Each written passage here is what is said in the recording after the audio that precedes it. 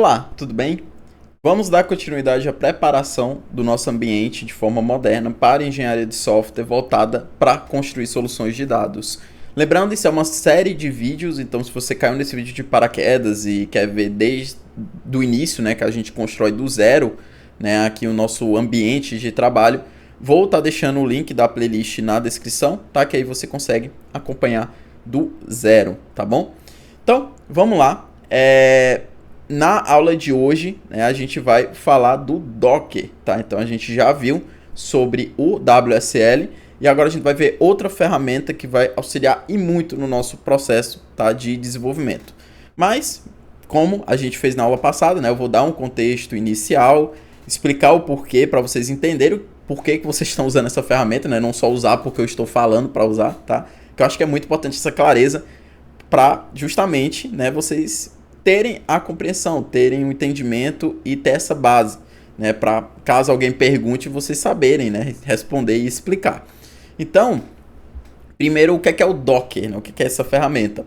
Ela é basicamente uma plataforma de código aberto, e código aberto, para quem não sabe, são softwares que você tem um código disponível, visível para todo mundo, e todo mundo pode trabalhar em cima desse código, contribuir, pessoas físicas, pessoas jurídicas, né, sem fins lucrativos, né. Claro que empresas podem eventualmente apoiar o Docker, porque elas usam o Docker na empresa, né? Mas assim, toda a contribuição que a empresa fizer vai se impactar para toda a comunidade, né? Porque não é uma coisa fechada, né?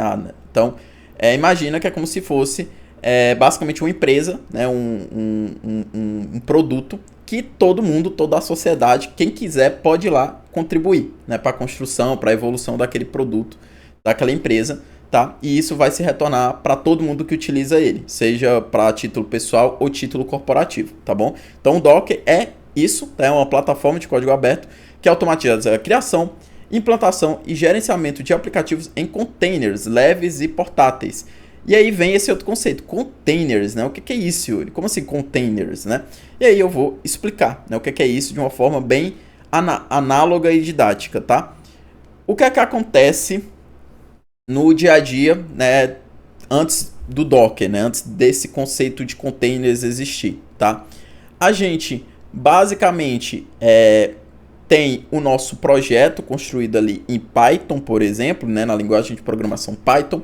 A gente tem as bibliotecas, né, todas as dependências e arquivos, né, que fazem essa aplicação funcionar. E aí, por exemplo, você tem dentro da sua aplicação uma comunicação com um banco de dados. E, bom, esse banco de dados você consegue subir uma simulação na sua máquina, né? Então, um banco de dados local, que não é o banco de dados real da empresa, por exemplo, né? Só que aí você utiliza esse banco de dados local para justamente fazer a sua aplicação rodar e você conseguir simular os comportamentos para testar, né? Para justamente interagir com essa sua aplicação. Então, beleza, na sua máquina está tudo configurado, bonitinho, tá tudo resolvendo. O que é que acontece? A gente disponibiliza esse código, né, o código da sua aplicação por meio de algum repositório, né? Imagina o repositório como sendo uma pasta que vai ter os teus arquivos Python, os teus arquivos que são utilizados, né, para essa aplicação. A gente pode utilizar uma outra ferramenta para isso, que é o Git, né, que a gente vai falar já, né? O próximo aula vai ser sobre o Git. Mas enfim, a gente disponibiliza isso para outros engenheiros da empresa poderem utilizar, né? Porque é um ambiente de trabalho colaborativo, né? Eu construí aqui uma parte, aí o outro engenheiro vai fazer uma evolução de uma funcionalidade, vai arrumar um problema, né? Um bug. Então, é feito essa passagem, né? Eu disponibilizo o código para ele via Git, tá? O engenheiro vai lá, pega o código aqui, né, do repositório, então ele resgata, né, do repositório, traz para a máquina dele, né? Só que o que acontece? Ele vai ter só o código. Ele vai ter que fazer toda a preparação de ambiente na máquina dele. Então ele vai ter que instalar bibliotecas, né? Ele vai ter que, por exemplo, fazer a mesma configuração que você fez para ter esse banco de dados local. Ele fazer para ter na máquina dele. Então, normalmente o que a gente faz? A gente bota um markdown, né? Uma documentação com passo a passo. Ele vai lá executando comando por comando.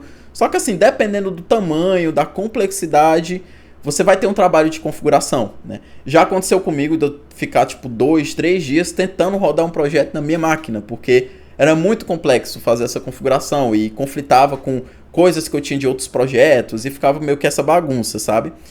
E aí tem aquele velho problema, né, de roda na minha máquina, né, mas na máquina do outro não roda, porque às vezes ele instalou uma biblioteca, mas numa versão diferente, às vezes ele fez a configuração ali do banco de dados, mas mudou um parâmetro, ou esqueceu de rodar um comando ali específico que influencia algo. Então é muito complicado, né, porque você não tem um ambiente exatamente igual para os dois engenheiros trabalharem, né, fica atrelado a cada máquina, né, a máquina de cada um, né. Então, isso é um dos problemas, né? Não é o único que containers visam ajudar, né? O containers ajuda em muitas coisas, mas no geral isso é um exemplo palpável de um dia a dia do que os containers podem ajudar. Então, de que forma containers vão ajudar nessa situação, nessa problemática? Vamos pensar, o que é containers na vida real? Eu tenho vários produtos, né, físicos de diferentes formatos, dimensões, tamanhos. Eu coloco todos eles encaixados dentro de uma caixa, de um caixote gigantesco que tem dimensões fixas. E eu consigo facilmente transportar isso em navio, caminhão, avião, seja lá o que for, né? Porque são itens, né, de tamanho fixo, dimensões fixas, então eles já são propensos para ajudar no transporte. Então eu consigo levar de um local para o outro e quando eu precisar utilizar eu consigo descarregar, né, esses containers e acessar os itens ali. Então, de forma análoga, é mais ou menos isso que acontece na prática no meio do software, né? O que é que acontece? Na minha máquina, eu vou criar um container que basicamente vai rodar minha aplicação Python, vai ter as dependências instaladas lá dentro e vai ter o banco de dados local também sendo rodado lá dentro, né? Tudo dentro desse container, desse negócio encapsulado, que imagina como se fosse um item, né? Ali um item de software, né? Que aparece e dizer, ó, tá rodando, né? E basicamente o que ele tá rodando é isso, ele tem a aplicação Python, as dependências, o banco de dados, você escreve um documento, né? Seguindo os padrões do Docker, por exemplo. E aí o que é que o Docker faz? Ele vai seguir esses passos de forma computacional, que vai basicamente pegar o teu código Python, fazer as instalações das bibliotecas da forma que tem que ser feita, preparar o banco de dados local da forma que tem que ser feita. E aí quando outro engenheiro chega e tem acesso a esse documento, basicamente o engenheiro vai lá, roda um único comando, que é, ó, tem esse documento aqui, gere o que eu preciso, né? E ele pega, por meio desse documento, de forma automatizada, vai gerar basicamente o mesmo ambiente que eu tinha na minha máquina, né? Só que na máquina do outro engenheiro. Só que é literalmente o mesmo ambiente e fica muito mais simples a configuração, porque o engenheiro basicamente vai rodar o mesmo comando. Esse documento a gente consegue botar no mesmo repositório ali junto com o código. Então fica tudo muito mais simples, né? Fica muito mais fácil, tá? Porque de fato eu tenho um ambiente isolado, né, que vai estar rodando na minha máquina e que também vai ser um ambiente facilmente replicável para rodar em outra máquina, tá? Então isso não é só útil para trabalho no dia a dia, né? Outro engenheiro precisa rodar a aplicação para fazer testes e tal, mas também para transportar essas minhas aplicações para ambientes produtivos. Então, tipo, eu tenho essa aplicação, eu preciso colocar em um ambiente que vai ficar rodando 24 horas para quando o cliente for acessar ele rodar. Eu posso usar containers para isso. A gente vai ver um pouco disso na prática quando a gente for construir os projetos, tá? Então, é muito útil, né? Containers, no geral, é muito útil. E Docker é uma das ferramentas que permite a gente trabalhar, estruturar e organizar containers, tá? E aí, de que forma, né, o Docker funciona, né? Você cria você vai ter imagens de base, né? Que é basicamente as imagens, por exemplo, atreladas a aplicações. Então, tipo assim, eu vou rodar um código Python. Você vai ter uma imagem que é basicamente um Python ali, né? Como se fosse a instalação do Python nesse contexto de container. Você vai ter dos bancos de dados, assim, qualquer ferramenta, até sistemas operacionais, você vai ter imagens básicas, é como se fosse um encapsulamento da instalação daquela estrutura, né, daquele ambiente, tá?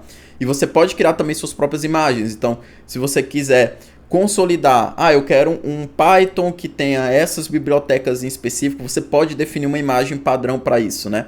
E aí, a partir da imagem, né, dessa imagem base, a gente consegue criar containers. Os containers são os ambientes funcionando, né? Então, a imagem é como se fosse o documento que vai ditar como é o container que vai ser gerado, né? Como é que ele tem que ser construído. E o container é a aplicação em si que foi construída a partir da imagem base, a partir desse documento, tá? Então, o container é a aplicação. Yuri, então a partir de uma mesma imagem eu posso gerar vários containers que meio que funcionam de forma parecida, já que vieram da mesma imagem? Sim, exatamente, tá? Cada container equivale a uma aplicação que vai estar rodando de acordo com a imagem base que definiu como é que iria ser construído, tá? E aí na minha máquina, a aplicação vai estar rodando, por baixo dos panos ela vai estar se comunicando com esse containers, tá? Yuri, containers é como se fossem máquinas virtuais? Mais ou menos, tá? É uma virtualização, você está rodando as suas aplicações de uma forma isolada ali num ambiente apartado da sua máquina, porque, por exemplo, eu quero rodar uma aplicação que é um Python 3.14, por exemplo, com bibliotecas específicas. Ele vai estar rodando isso dentro do seu container. Na sua máquina, tu não vai ter esse Python instalado, não vai ter essas bibliotecas instaladas. Assim, claro, se você instalar diretamente na sua máquina, você vai ter. Mas supondo que você não tinha esses caras, só pegou a imagem base e construiu um container, essa etapa não vai fazer com que seu computador tenha esses caras, entendeu? Eles vão estar dentro do container, dentro desse ambiente virtual, tá? Então isso é legal porque você consegue trabalhar de forma isolada, independente de como tá as configurações da sua máquina, tá? Então tem essa virtualização, mas não é exatamente uma máquina virtual, porque máquina virtual a gente tem o conceito de sistema operacional, né? Que você tem que definir um sistema operacional, que nem a gente fez no quesito ali do WSL, né? Que é Linux, aí teve que escolher qual é a distribuição do Linux que a gente iria utilizar, né? Então, aqui não. Container a gente não precisa se preocupar com sistema operacional. A não ser que a gente queira rodar um container que simule um sistema operacional, né? Mas, a grosso modo, se eu só quero rodar uma aplicação Python. Pronto, você diz, eu quero Python versão tal, essas bibliotecas, tá aqui meu código, rode isso. Pronto, você não precisa falar mais nada. Você não precisa falar de sistema operacional, você não precisa falar de memória, não precisa falar de CPU, nada disso, tá? Então é um negócio bem mais direto, bem mais focado para o que você quer executar, tá bom? Lembrando, pessoal, Yuri, não entendi 100%, né? Na prática vai ser melhor, a gente vai ter bastante prática, tá? Esse conjunto de aulas é uma base para a gente preparar o ambiente para construir muitos projetos de engenharia de software para dados. Então, eu deixo aqui na descrição um link que vai guiar vocês para um curso, né, gratuito que a gente tem para construção de projetos, tá? E a gente tem muitos outros cursos gratuitos aqui, então dê uma olhadinha que na prática você vai entendendo melhor como essas coisas funcionam. E se você quiser aprofundar mais ainda, a gente tem cursos especializados, né? Então a gente tem um curso gigantesco de Docker na nossa plataforma, tá? Então, se você tiver interesse, dá uma olhadinha lá, que a gente aprofunda e entra muito mais a fundo nesse conceito, tá? Aqui eu tô fazendo uma introdução, lhe apresentando o que é, a gente vai instalar o Docker, porque a gente vai utilizar ele, tá? Mas aí, não fique muito acuado se você não pegou 100%, tá? Com certeza, quando você for ver os projetos, você for replicar na sua máquina, e for interagindo, vai ficando cada vez mais claro, tá? Mas tentei aqui explicar da forma mais palpável possível, para pelo menos você ter uma mínima noção do que é Docker e o que é container, para que ele serve, tá bom? E por que a gente está utilizando? A gente vai estar utilizando porque eu consigo simular ambientes de forma isolada na minha máquina e fica muito mais fácil de eu transportar esses caras e enviar para ambientes produtivos, tá? Essa é a justificativa, tá? E a gente vai estar usando o Docker porque é uma forma justamente de facilitar esse gerenciamento de containers. A instalação, tá? É por meio desse link, tá? Que vamos fazer juntos. Então, aqui ó, tá o Docker, tá? Desktop. Isso aqui é um ponto muito importante que eu sofri quando eu estava nos meus primeiros contatos com o WSL. Por quê? Você pode instalar o Docker via linha de comando no seu WSL, tá?